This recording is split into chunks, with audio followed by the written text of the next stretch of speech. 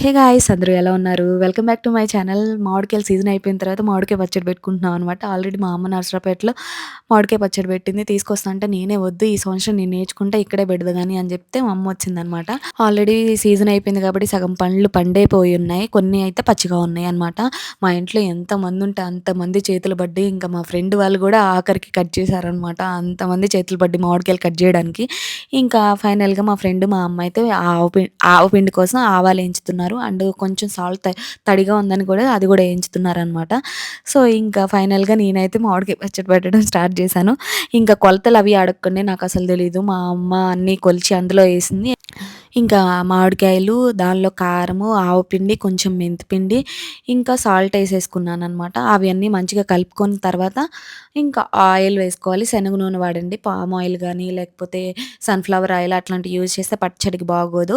పల్లీల నూనె యూజ్ చేయండి. సో, పల్లీల నూనె ఏసాను. ఇంకా ఆ గిన్నె సరిపోలేదని మళ్ళీ వేరే గిన్నెలోకి ట్రాన్స్‌ఫర్ చేశాను.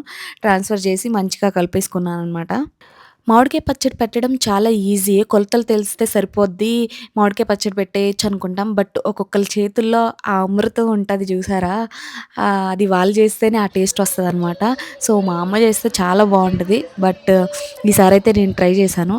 టేస్ట్ అయితే బానే ఉంది. చాలా బా వచ్చింది. ఇంతకీ మీ ఇంట్లో ఆవకాయ పచ్చడి పెట్టుకున్నారా? అండ్ టేస్ట్ ఎలా ఉంది? ఇంకా నా వీడియో నచ్చితే please do like, share and subscribe my channel. మా ఆవకాయ పచ్చడి అయితే అద్దిరిపోయింది. Thank you. బాయ్.